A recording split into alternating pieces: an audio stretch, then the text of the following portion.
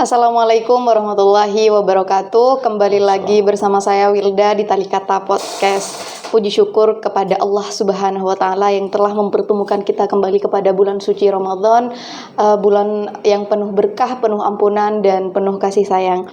Kali ini pembahasan kita mengenai puasa sebagai benteng diri dan pengendalian diri. Nah, di sini sangat penting banget, bukan hanya puasa, tapi kita harus mengendalikan diri, lisan ataupun hati kita. Nah, kali ini kita bersama narasumber kita pada kali ini yang sangat istimewa tentunya, yaitu Dr. Haji Hafizul Muhsin MPDI selaku Direktur ITB Stikom Kampus Abian Semar. Apa kabar Bapak? Alhamdulillah baik. Alhamdulillah. Bagaimana puasa hari ini? Lancar? Alhamdulillah lancar ya, dimudahkan. Alhamdulillah, semoga sampai nanti akhir ya puasa kita. Nah, lanjut aja ke pembahasan kita mengenai puasa sebagai benteng diri dan pengendalian diri. Jadi pertanyaan banyak orang, arti puasa sebagai benteng diri dalam kehidupan kita itu apa sih Pak Ustadz? Iya, perlu dijelaskan lebih detail, tidak cukup hanya kita memaknai dari segi harfiah saja. Ini adat atau kebiasaan umat kita, masyarakat kita, kadang-kadang mereka itu terpaku dan menganggap selesai tuntas pada pengertian atau pemaknaan harfiah saja. Banyak hal ya, seperti kunci surga itu kan la ilaha illallah gitu. Oh ya, berarti kalau kita baca la ilaha illallah pasti masuk surga, jelas. Jadi orang itu semasa hidupnya kalau dia sempat atau pernah baca kalimat la ilaha illallah, Allah akan haramkan baginya masuk neraka. Nah, ini yang jelas. Hadisnya sahih. Benar pernyataannya, artinya masih ada kalam mahdzuf, ada pernyataan yang tersembunyi. Bagaimana? Oh, yang dimaksudkan orang yang membaca kalimat ini syaratnya adalah dia iman, dia Islam, gitu loh. Iman Islam itu berarti dia nggak pernah tinggalkan sholat, gitu, dan dia tidak bermaksiat, gitu. Maka ketika ia diwafatkan oleh Allah, jelas dia akan mendapatkan garansi masuk Islam karena bihusnil khotimati ala dinil Islam, gitu Mbak Wilda. Sama juga kayak istilah banyak ya penyebutannya. Tadi saya sempat terlintas tuh. Man qala la ilaha illallah dakhala jannah. Sudah ini di hari Jumat. Man mata fi yaumil jum'ah au lailatin dakhala jannah. Dikatakan dalam hadis Nabi bahwa barang siapa yang meninggalnya di hari Jumat, wah, jaminan masuk surga. Iya, tapi yang meninggal itu masalahnya siapa? Muslim nggak? Muslim yang bagaimana? Kan banyak muslim yang fasik. Iya, benar. Dosa iya, gitu kan? Kewajiban nggak dikerjain. Itu dah, sholat iya, maksiat iya. Nah, kan fasik berarti. Nah, begitu. Maka yang dimaksudkan adalah orang-orang yang memang konsisten istiqomah dalam keislamannya, dalam keimanannya, gitu Mbak Wilda. Nah, kembali ke pertanyaan tadi, banyak ya orang yang bertanya tentang benteng as-siyam atau as-saumu junnah fala rafasa wala jidal, gitu. Artinya puasa itu adalah menjadi perisai, menjadi benteng. Maka jangan ngomong yang kotor, yang joro-joro, ngomong yang memancing orang bereaksi, merespon buruk gitu, lebih daripada dirimu. Dan juga jangan suka menghardik, jangan wala tajahal, jangan melakukan kebodohan. Artinya benteng ini bukan yang kita gambarkan, ilustrasikan benteng seperti kita perang pakai baju besi, enggak. Tapi benteng bagi umat Islam, dia potensi untuk terganggu, dirayu, digoda oleh kejahatan jin manusia ataupun jin bangsa setan, gitu ya. Karena kejahatan, pengaruh-pengaruh dalam kehidupan kita ini kan ada jin dari manusia. Maksudnya jin dari manusia itu ya manusia-manusia yang punya perilaku seperti jin, yang menggoda, ngapain puasa? Ini enak loh. Nah, kan digoda tuh. Gitu. Ini seger loh. Waduh, dia sudah nelan ludah tuh, apalagi sudah pertengahan panas-panas kayak gini nih. Aduh, lihat iklan marjan lewat aja sudah, waduh, nelan ludah tuh. Ya. Potensi untuk melakukan dosa, bermaksiat itu terjaga dengan ibadahnya tadi kan di awal saya katakan as-saumuli wa ana ajzibi. Loh, ini puasa ini dilihat oleh Allah. Dimanapun saya berada nggak ada orang, tapi Allah ngelihat gitu. Wah, saya nggak dapat pahala nanti. Saya diminta bertanggung jawabannya di akhirat. Nah, ini sudah masuk tuh, berarti ilmunya sudah muncul, sudah ada. Nah, orang-orang yang seperti inilah yang dimaksudkan bahwa dia akan terproteksi dari perbuatan-perbuatan maksiat. Maka ada hadis Nabi juga di bulan Ramadan khusus dia muncul, sering disampaikan oleh dai-dai, oleh pentausiah. Di bulan Ramadan iblis itu dibelenggu. Dibelenggu itu akhirnya tidak punya ruang gerak leluasa seperti di bulan luar Ramadan. Menggoda kan gampang. Di bulan puasa orang semua puasa tuh. Tidak hanya puasa toh, ada yang rajin baca Quran, malam iktikaf, tarawih. Waduh, setan itu kalau mungkin bahasa pergaulannya manusia kayak pergaulan-pergaulannya si siapa Putra mungkin mengatakan bangsate gitu, mungkin begitu ya. Ya kan, atau mungkin jan wocok kan, mungkin seperti itu dia. Mengumpat dan sebagainya itu. Jadi dibuat kurus nih si iblis tadi itu dan CS-nya. Nah, gitu Mbak Wilda. Jadi itu yang namanya junnah, tameng perisai bagi umat Islam gitu loh. Jadi dilindungi oleh Allah, diproteksi oleh malaikat-malaikat Allah yang diperintahkan oleh Allah. Jadi inilah kekhususan, keistimewaan makanya bulan Ramadan itu untuk umat Islam.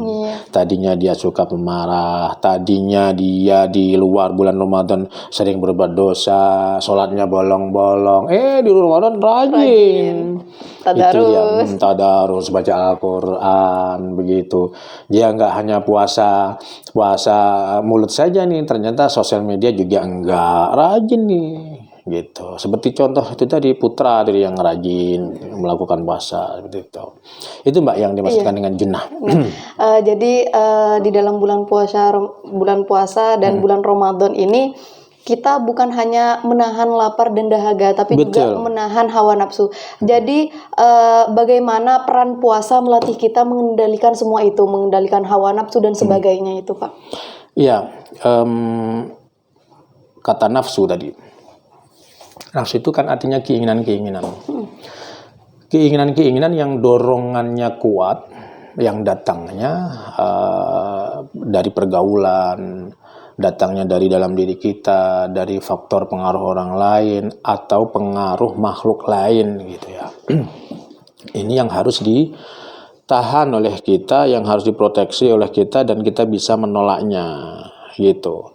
Bukan hanya makan minum saja, tapi kita mampu mengendalikan ini nafsu keinginan tadi, nafsu biologis yang seperti biasanya ketika malam Ahad atau malam Minggu sudah tercatat tuh di lampiran kalendernya.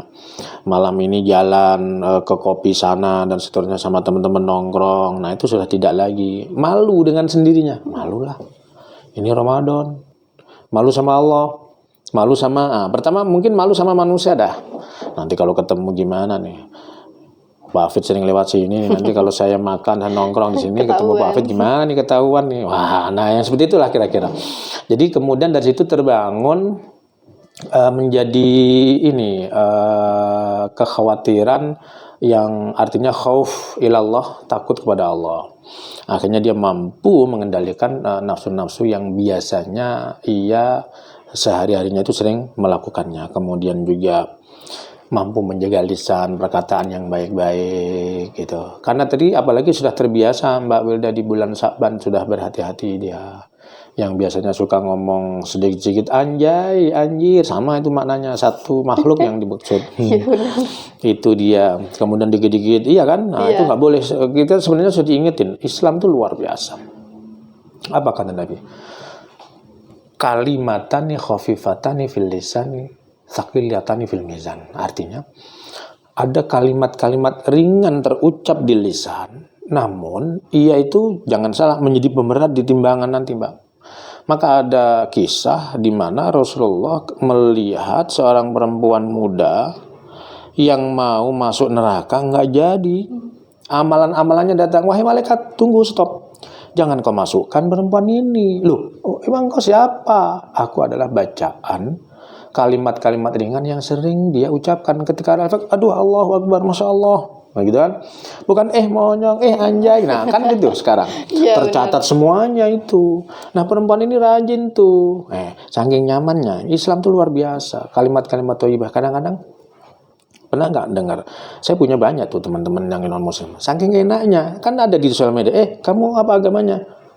Nah, dia sebutin gitu ya. Kok kamu nyanyinya sholatullah salamullah. Masya Allah diinget masya Allah. Nah, banyak kayak gitu. karena sudah terbiasa, enak lu ngucapin bahasa-bahasa kalimat thayyibah yang diajarkan Rasulullah nih. Itu tercatat Mbak. Nanti menjadi saksi. Akhirnya itu tadi perempuan nggak jadi masuk neraka, diselamatkan oleh amalan-amalannya. Sebaliknya sekarang ada pemuda yang mau masuk surga nggak jadi, ditarik. Sama pertanyaan, emang apa kamu? Gua adalah kalimat bangsate yang setiap kali dia ucapkan. Dia nyapa selalu anjay, anjir dan seterusnya. Iya, belum lagi yang lainnya itu. Nah, itu benar. tercatat itu. Akhirnya menjadi berat tuh timbangannya. Nggak jadi masuk surga gara-gara itu, Mbak. Nah, maka jaga lisan. Apalagi kita diingatkan salamatul lisan fi hifdzil lisan. Salamatul lisan fi hifdzil lisan. Hati-hati, keselamatan agama itu nih lisan kita. Keselamatan perangai wibawa kita itu karena lisan. Banyak orang yang roboh, orang yang jatuh saling bunuh, bahkan ada kan kisah-kisah terdahulu tukang fitnah dia. Iya. Kalau di zaman kerajaan ada Sangkuni yang suka ngomong A di sana, di sini ngomong B. Waduh, bertembahan darah, peperangan, sudah cukup dengan lisan. Itu kan gayanya iblis. Iya. Cukuplah menggoda umat manusia dengan seperti tadi, memfitnah. Nah, jaga lisan kita apalagi di bulan Ramadan ini, Mbak Wilda. Gitu, maka ganti dengan banyak zikir, makanya terus banyak tadarus. Nah, begitu. Kemudian itu kan nafsu lahiriah, nafsu batin, emosional, marahnya kita. Maka di bulan Ramadan itu banyak orang yang tiba-tiba berubah drastis tuh. Gak gampang marah gitu. Kemudian gak gampang sensitif, apalagi ya yang lain-lainnya banyak tuh. Kullu dzi nikmatin mahsudun. Ada orang tuh yang suka iri tuh ngelihat peningkatan, ngelihat kenikmatan orang lain. Memang sudah ada dalilnya itu. Nah, ini bahaya nih. Ketika ada orang yang belum aja hari raya sudah ganti handphonenya, nah nggak suka dah dia. Nah, terlihat sekali gitu, terlihat sekali dari gesturnya. Nah, kira-kira yang seperti itulah yang harus bisa dihindari, Mbak Wilda. Jadi dalam kehidupan sehari-hari ini mungkin ada bentuk pengendalian yang sangat mencolok, yang terasa banget saat bulan puasa. Jadi pengendalian apa itu, Pak Ustadz? Ya, kembali lagi tahan kebiasaan-kebiasaan sebelum Ramadan ya. Kita kan bisa tuh mengevaluasi, bermuhasabah atau muhasabah diri kita. Sebelum Ramadan ini apa nih yang menjadi kebiasaan kita nih? Tidak disiplin, suka terlambat misalkan. Harusnya ke kantor gitu, datangnya pagi, dia telat gitu. Tidak izin lagi. Nah, yang kayak gitu. Kemudian apalagi disiplin-disiplin waktu yang lainnya lah, ibadahnya. Kemudian hal-hal yang perlu dijaga lagi seperti Bunda Maryam tadi, menjaga lisannya, pandangannya, itu supaya kita mampu mengendalikan diri dari kesia-siaan. Rohima'an furojulin. Banyak sekali orang yang kopong atau tidak mendapati apa-apa dakhala Ramadan, pada saat Ramadan kemarin, dan dia tidak dimaafkan atau belum dimaafkan oleh Allah karena dia selama momen puasa Ramadan tadi itu menyikapinya, memperlakukan Ramadan ini biasa saja gitu loh. Ada nih orang yang ketika Ramadan itu menyikapi, meresponnya itu ada yang biasa saja, artinya dia nggak puasa, jalan seperti hari-hari biasanya, ngerokok pada tempat umum. Ada juga orang yang tiba-tiba punya sifat munafik. Kalau siang puasa, nggak ada orang dia pergi ke kamar mandi, keran ngokop. Nah, yang kayak gitu. Nggak ada orang, ya tiba-tiba ke warung dia makan, begitu seterusnya. Dia nggak takut sama Allah dan nggak takut sama manusia-manusia yang lainnya, atau mungkin lebih takut kepada manusia, lebih jatuhnya ke malu sih. Nah, yang kayak gitu. Jadi harus menata keikhlasan untuk mendapati kualitas ibadah yang baik gitu Mbak Wilda. Silakan. Jadi apa saja sih tantangan terbesar dalam menjalankan puasa sebagai pengendalian diri, apalagi di era digital seperti saat ini? Sangat-sangat mungkin saya yang kaum awam dan Gen Z nih, Ya. kayaknya berat banget deh kalau misalnya harus benar-benar meninggalkan digital, apalagi handphone gitu. Iya. Iya, benar sekali. Sedikit saya singgung tadi di awal ya, bukan hanya menahan diri dari haus, lapar. Jadi memang harus kita puasai semuanya. Makanya harus kita ilmui dari sekarang dan seterusnya.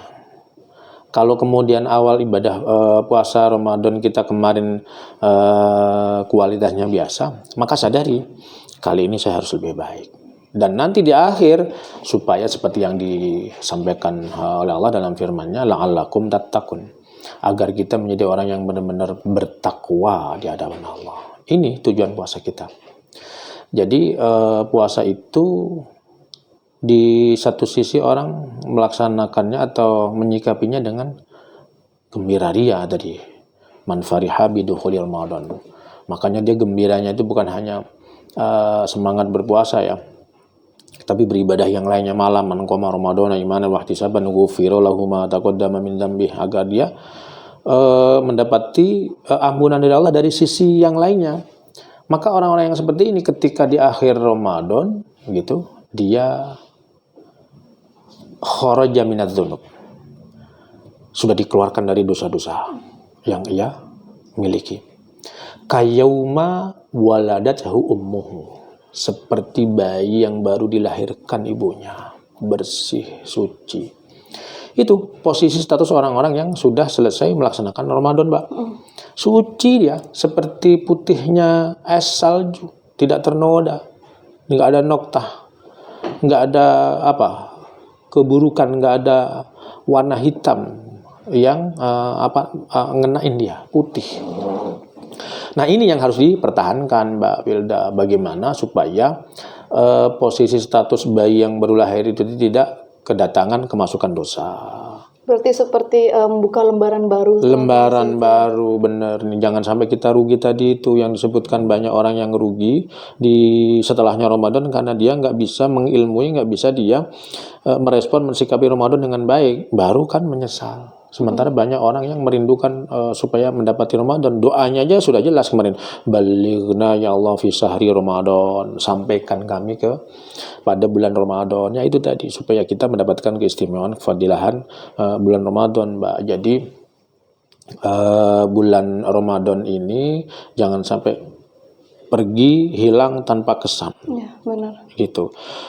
Hindari tuh godaan-godaan visual ya, Gen Z. Dimanapun berada, godaan visual tanpa batas nih.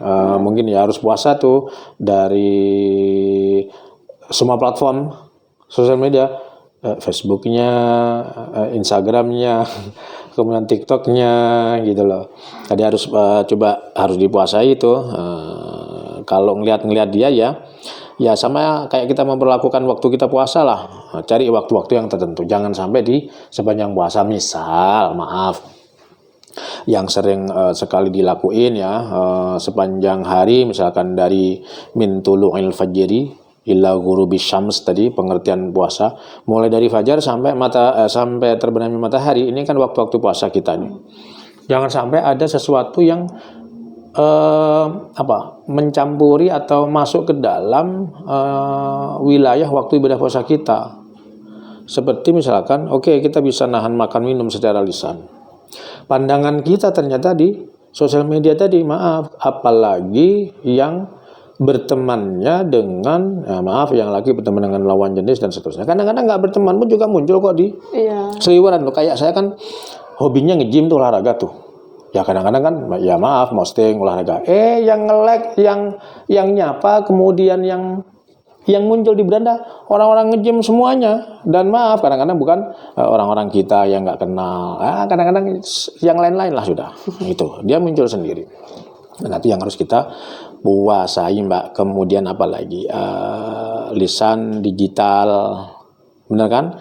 Lisan digital, komentar-komentar Komentar ya kasar. benar. Itu dia harus dirubah itu. Banyak banget. Distraksi waktu. Nah, itu juga yang membuat kita sering lalai dalam beribadah. Nah, jangan disamakan dengan waktu-waktu yang lain. Harus spesial nih, harus utamakan dan harus didahulukan gitu. Kemudian yang terakhir mungkin adalah apa ya? Zaman digitalisasi nih, budaya flexing kita nih. Apa-apa diposting. Iya. Aduh, ini ya zaman memang ya sudah ya. Dan itu benar-benar menarik orang-orang berbuat nggak baik ke kita kan ya. Itu ya kalau mau diposting saling mengingatkan ya, diposting-posting yang baik lah agar memang hadirnya sosial media ini kan random ya. Kalau orang itu posting yang baik-baik, maka ada orang yang menginspirasi, ada yang mencontohnya dengan baik. Tapi sebaliknya juga gitu. Itu yang bisa saya sampaikan, mudah-mudahan ada manfaat maslahat. Iya, banyak sekali ilmu yang bisa kita dapat dari perbincangan kita kali ini. Dan untuk buka puasa nanti kita jangan lupa minum madu talita. Ini bisa membuat badan kita sehat, berstamina, dan tentunya membantu puasa kita seharian penuh. Nah, terima kasih Pak Ustadz untuk perbincangan kita kali ini. Terima kasih kembali. Banyak banget hal yang bisa kita dapat dan banyak pengalaman-pengalaman baru yang mungkin bisa kita dengar pada perbincangan kita kali ini. Mungkin ada closing statement bagi para pemirsa? Ya, pemirsa yang baik, yang dirahmati Allah, jadi berbicara puasa Ramadan khususnya adalah puasa ini bukan puasa yang rutinan tahunan. Apalagi kita yang sudah sering menjalani puasa ini kan ya berarti sudah punya pengalaman dan bagaimana kita bisa memperlakukan waktu yang luar biasa ini dengan baik. Sama kayak kita punya tamu lah. Kita punya tamu tahunan sekali ini datang. Tamu besar gitu ya. Yang ia bawa oleh-oleh. Ramadan kan bawa oleh-oleh. Dia bawa oleh-oleh, barang siapa yang bisa memperlakukannya, maka dia pun juga akan memperlakukan dengan baik, kata Ramadan. Kalau kalian mampu mempuasaiku, memperlakukan aku sehari-hari, ya maka kamu akhirnya nanti la'allakum tattaqun. Aku ini yang diperintahkan oleh Allah agar kalian melaksanakan puasa, memperlakukanku dengan baik, maka kalian akan dapat ampunan, ibadah kalian akan diterima, lipat gandakan pahalanya, kan begitu. Ini tamu istimewa. Ya, maka kita sudah punya pengalaman lah, jangan lagi diulang-ulang. Tapi tetap memang yang namanya manusia, man utawi sapane wong, manusia dilalaikan dilupakan, itu bahasa Jawa. Iya memang manusia, artinya itu gampang sekali kita lupa. Ada lagi ungkapan al mahal khata' wa nisyan, manusia itu tempatnya lupa. Tempatnya salah, tempatnya lupa, bener nih. Tapi juga ada ungkapan yang baik nih, kullu bani adam khata'un. Setiap anak cucu Adam pasti pernah berbuat dosa. Nggak ada yang nggak, kecuali Rasulullah, kecuali Nabi Rasul pilihan Allah. Tapi kata Allah, wa khairul khata'ina, Allah itu cinta, Allah itu suka terhadap orang-orang yang berbuat maksiat ini kemudian dia bertobat. Fatubillah. Wa khairul khata'ina at-tawwabin. Gitu. Maka Allah lihat panggilannya di Al-Quran. Nggak ada Allah itu manggil dengan kata-kata yang kasar seperti kata-kata manusia. Ya Bani Adam, hai anak cucu Adam, ayuhanna saya manusia. Kalau yang beriman sudah pasti istimewa ayyuhalladzina amanu. Panggilannya luar biasa, panggilan kesayangan terhadap hambanya. Jadi sebagai closing statement-nya adalah ibadah Ramadan itu bukan ibadah yang sekedar ibadah rutinan tahun. Tapi mari kita jadikan ibadah ini adalah ibadah yang luar biasa, yang mampu menjadikan kita ini membangun diri, membentengi diri dari godaan-godaan nafsu-nafsu yang menjadi keinginan-keinginan kita karena dorongan kejahatan atau dorongan-dorongan yang membuat kita rugi nantinya. Maka jika kita melakukan puasa ini dengan benar, dengan baik, seperti tadi yang saya sampaikan, di akhir Ramadan bahkan kita akan bisa diproteksi, dijaga oleh Ramadan. Akan benar-benar kita menjadi orang yang baik, la'allakum tattaqun, memiliki ketakwaan di hadapan Allah Subhanahu wa taala. Demikian. Iya. Alhamdulillah, Masya Allah, indah banget ya statement closing pada perbincangan kita kali ini. Jadi bulan suci Ramadan adalah spesial momen di mana umat Islam banyak akan memperoleh amalan-amalan dan tentunya ampunan dari Allah Subhanahu wa taala. Jadi jangan pernah menyia-nyiakan kedatangan bulan suci Ramadan ini. Terima kasih Bapak sekali lagi Terima atas kasih kehadiran dan perbincangan kita kali ini. Saya tutup dengan wassalamualaikum warahmatullahi wabarakatuh. Waalaikumsalam warahmatullahi wabarakatuh.